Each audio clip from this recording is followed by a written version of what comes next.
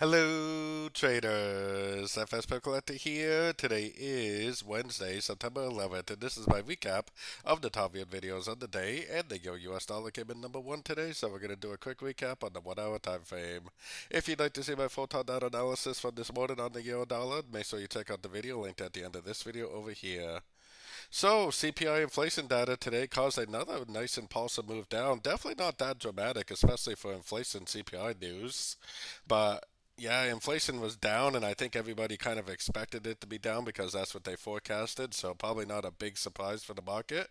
The trend is definitely still down unless it goes up and breaks this structure right here. So, yeah, definitely still looking for sorts. If you've been following along with my videos, then you probably had a pretty nice sorting opportunity today.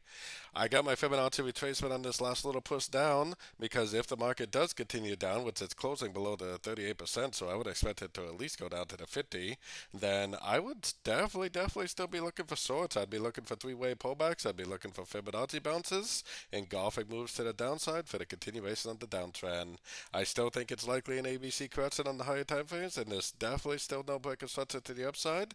So we're definitely still looking for sorts in a downtrend at the end of every single pullback we see. So, taking a look at the news calendar for tomorrow, we have quite a bit going on tomorrow, too. We got interest rates tomorrow afternoon. That should be a really big one, especially because they are predicting to change it very dramatically. And we also have some dollar news. We got PPI tomorrow. We got unemployment claims. We got a press conference for the euro. We got a little bit somebody in Switzerland speaking, and 30-year bonds news tomorrow. So should be a pretty decent day tomorrow. Also, definitely a news-packed week this week, which is great for us.